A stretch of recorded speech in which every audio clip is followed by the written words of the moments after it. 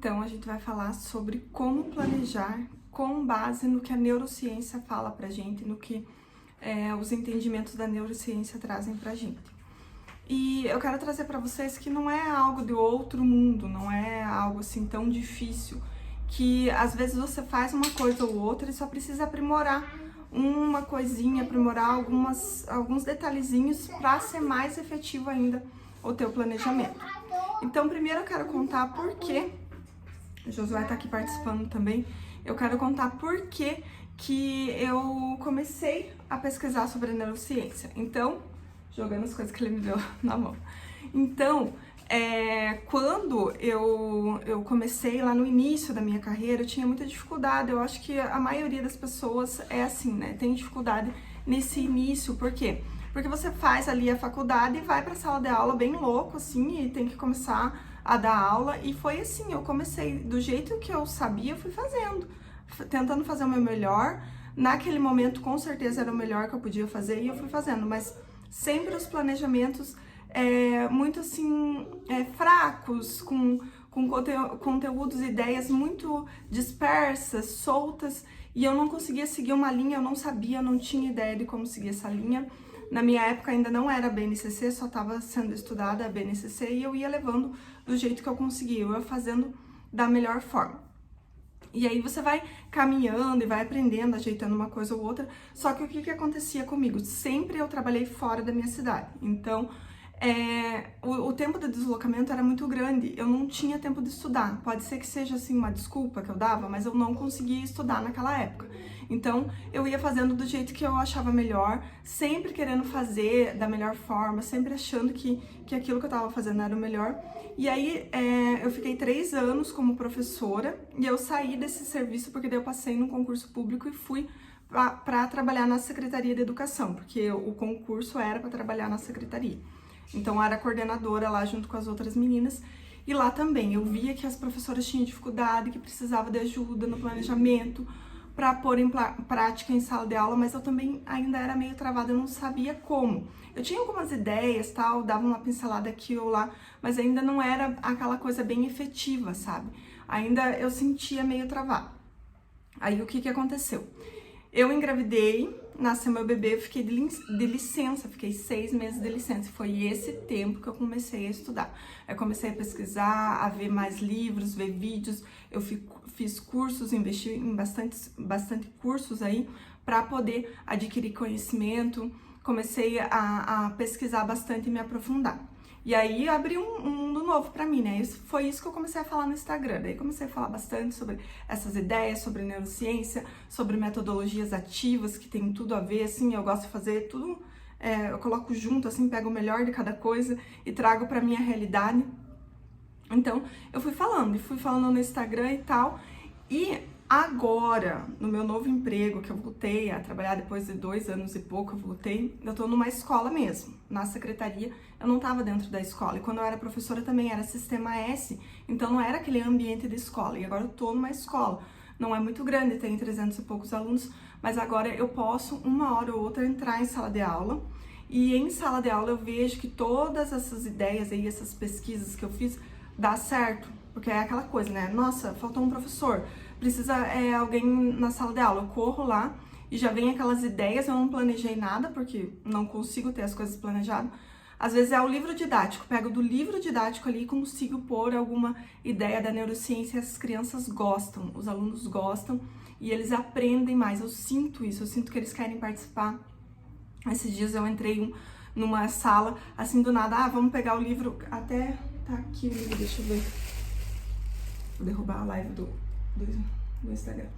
É o livro até fiz um Reels dele, é o livro da Cecília Meirelles. Peguei correndo o livro, eles queriam ler os poemas, gente, vocês tinham que ver. Aquela vontade de ler pela forma que eu apresentei, baseado no que a neurociência fala. Então agora eu tô podendo pôr em prática aquilo que tanto eu pesquisei e ver que dá certo, realmente é bom, é melhor. Então se você tá aí meio desanimada, acha que a turma não tá indo, tá meio travado o trabalho, pensa nesses princípios, nessas ideias da neurociência para você colocar em prática, que dá certo sim, dá super certo.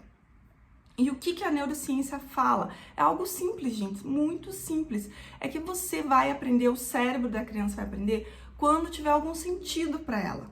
Quando aquilo chamar a atenção e tiver ela conseguir fazer alguma conexão com o que ela já conhece. Então, a primeira questão de chamar a atenção, que eu tenho falado bastante. Como que vai chamar a atenção desse aluno? Como que vai fazer eles pararem e quererem estudar? Você tem que estar com a memória operacional desse aluno limpa. O que é a memória operacional ou memória de trabalho? Ela é aquela memória que fica ali os assuntos do dia, pequenos assuntos ali que ele vai esquecer depois, mas ele precisa para ele poder fazer as funções ali no dia dele. Então, se tiver cheio e vier mais assuntos, você não vai conseguir chamar a atenção do aluno, não vai ser efetivo esse aprendizado, não vai para a memória de longo prazo. Então, você tem que fazer esses intervalos, pequenos intervalos, para limpar a memória, principalmente depois do recreio, fazer todo mundo se acalmar, respirar, apaga a luz, faz eles fecharem o olho, respirar, se acalmar, para você voltar aí com o conteúdo. Antes de iniciar a aula, faz uma rotina dessa respiração abdominal, que é eles encherem a barriga, eles colocam a mão na barriga e enchem a barriga. Isso faz muito bem para a concentração deles, oxigena o cérebro, fazem eles voltarem para o momento presente e prestar atenção aí nos conteúdos que você vai trazer.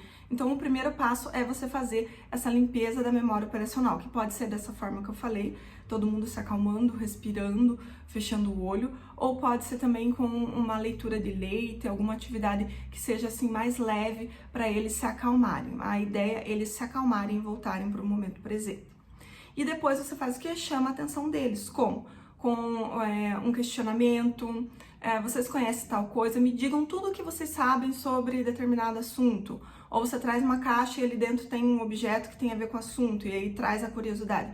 Então, a curiosidade, aquilo que dá algum prazer, alguma diversão, você consegue chamar a atenção deles. E falar de alguma coisa inusitada, alguma coisa que eles gostam muito, mas que dificilmente você falaria na sala de aula. Por exemplo, falar aí de jogos, ou do canal do YouTube que eles gostam. Eu fiz isso com o quarto ano, eles ficaram bem animados, assim, a gente fez um trabalho bem legal sobre aquele jogo Minecraft, só eu não dei continuidade porque é aquela questão. Essa semana eu tô com eles porque aconteceu alguma coisa com a professora, daí semana que vem já não tô mais.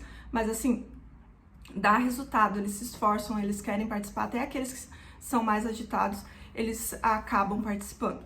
Então são essas questões que você chama atenção. Primeiro, limpa a memória de trabalho e chama a atenção dessa forma. E aí, já entrando junto com essa questão dos jogos, é que tem que fazer algum sentido para eles o que eles estão aprendendo, tem que ter algum significado. Se são números, se você está alfabetizando ou você está querendo melhorar a escrita deles, que no meu caso, no quarto ano, ainda tinha alguns errinhos, tem que fazer algum sentido. E como? Quando você traz uma história primeiro, eu falei do jogo Minecraft, mas um livro, você trouxe um livro que eles gostam, traz vários livros para eles escolherem, e a partir daquele livro você trabalha os assuntos com eles. Geografia, história, ciências, traz a curiosidade, o que vocês sabem disso, isso vai puxar lá no cérebro deles o que eles sabem sobre aquele determinado assunto, vai fazer muita diferença porque eles vão conseguir fazer essa conexão. Cada vez que eles fazem essa conexão, essa repetição, é como se aquela sinapse fosse mais forte, então fica uma aprendizagem efetiva mesmo, aconteceu uma aprendizagem significativa cada vez que tem essa repetição. E tem que ser de forma mecânica, repetição, então a gente só vai ficar escrevendo 10 vezes a mesma coisa. Não, você vai repetir de formas diferentes e sempre perguntando para eles e trazendo eles para o centro da aprendizagem. Perguntando como que você vai fazer isso, como que acontecia com você, sempre deixando eles falarem mais. Aí você vai pensar, não, mas os meus alunos, eles não estão preparados para falar, eles são muito imaturos, não dá certo. Dá certo sim, quando você começa aos poucos. Então, pessoal, eu quero que vocês participem mais, porque é importante, porque vocês vão aprender a argumentar, isso é importante lá para o futuro de vocês, é importante porque vocês vão aprender melhor quando vocês falam. Então, você explica para eles o porquê que você quer que eles falem mais. e aí você começa a buscar deles uma ou outra frase, gente, sempre vai ser um ganho. Se é uma turma que você sente que não vai, que não consegue ter diálogo com eles, uma ou outra frase já vai ser um ganho, já vai ser algo diferente para eles, algo novo que eles estão fazendo e que está melhorando o cérebro deles. Então, é mais ou menos isso, alguns pontos que a neurociência traz. Tem mais questões, sim, a questão de como que chega o aprendizado pra gente, as vias, né, sensorial, auditivo, sinestésico, visual. Então, tem essas questões que também fazem uma diferença enorme quando você tem alunos que, sabe aqueles que você fala, ai, eles não param quieto, não param sentado, ai, que eu tenho vontade de pendurar esses alunos. Então, eles são mais sinestésicos e a neurociência fala que eles vão aprender melhor se a gente fizer alguma atividade que tenha mais movimento. Uma coisa que eu fiz também com o quarto ano, a gente pegou ali nessas loucuras, a gente não tinha planejamento nenhum, e eu vi que eles precisavam trabalhar umas palavras assim com sílabas mais complexas. Quarto ano, e justifico por causa da pandemia e tal, não sei se é só desculpa, mas é isso que aconteceu, né? E aí eu peguei e coloquei categorias no quadro, coloquei acho que animais, personagem e meio do transporte, escrevi lá, e daí eu chamava um por vez para trabalhar o sinestésico. Eu falava, qual categoria que você quer? Aí um falava animal, presta atenção que é animal. Aí eu deixei ele me falar o animal no ouvido para saber qual que era, e ele fazia a mímica. E daí a gente escrevia a palavra e todo mundo copiava a palavra. Esse escrever a palavra, dependendo aí se você tá numa fase de alfabetização, você quer melhorar essa escrita, você faz daí também passo a passo. Como que é cachorro? K, qual cachorro que é? Então faz qual cachorro, qual sílaba que é? E faz bem devagar para eles irem pegando. No quarto ano, eu poderia já estar fazendo frases, você pode... vamos montar então uma frase agora com o cachorro que ele fez. Ele fez a mímica do cachorro, vamos montar essa frase. E daí faz a frase baseada nisso, eles participam construindo a frase e participam escrevendo também, que é super importante. Então, é mais ou menos isso, gente. Tem algumas outras questões, sim, claro, não vou falar tudo da neurociência aqui em alguns minutos, mas o básico e o que tem dado certo é isso. Você criar esse contexto, você chamar essa atenção do aluno e você falar de algo que é do mundo deles. E lógico, gente, sempre com muito respeito, respeitar as crianças. A gente tem muito de que na escola é muita criança, então a gente tem que fazer assim, na regra, né? Ser firme, ser duro. Mas tem momentos que dá pra gente deixar mais leve, ensinar eles a conversarem mais baixinho, deixar um ou outro levantar, porque você sabe que ele não aguenta mesmo. E levar dessa forma, assim, com mais respeito com eles, ver que eles são seres em transformação, em construção, então eu tenho que respeitar, tirar um pouco de que eles só têm que obedecer, porque daí você traz ele como protagonista do aprendizado deles. E pensando em tudo isso, gente, e vendo que isso dá tudo certo, foi que eu montei a assinatura Saber que Transforma, que eu quero falar com você agora sobre essa assinatura. Essa assinatura é uma assinatura que você vai ter direito durante um ano, e você vai pagar aí um pouquinho mais do que R$1 por dia, vai dar 36 e pouquinho se você fizer em 12 vezes, e nessa assinatura você vai ter acesso a diversos planos de aula com base no que a neurociência tem falado. Então, eu gravo o plano de aula em vídeo para você e eu disponibilizo o PDF com todo o plano de aula para você poder já aplicar na tua sala de aula. Se tiver algum material a mais, se precisar de um xerox, alguma coisa que eu coloco no plano de aula, já vai ter também para você poder baixar e já aplicar em sala de aula. Na assinatura, você vai ter acesso a um grupo do Telegram e no Telegram você vai poder trazer...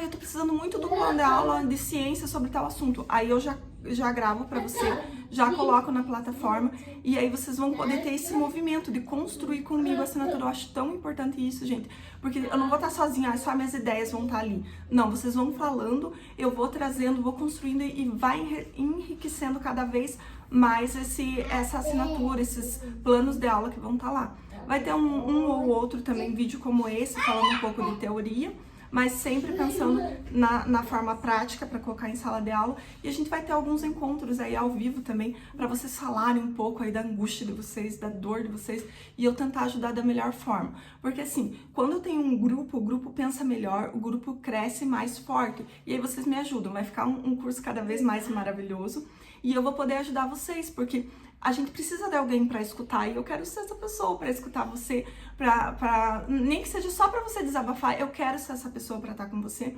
e a gente tentar ir aos pouquinhos, passo a passo, melhorando o teu dia a dia em sala de aula. Então, se você tem interesse, clica no link e entra para a assinatura, não perca essa chance de fazer parte da assinatura.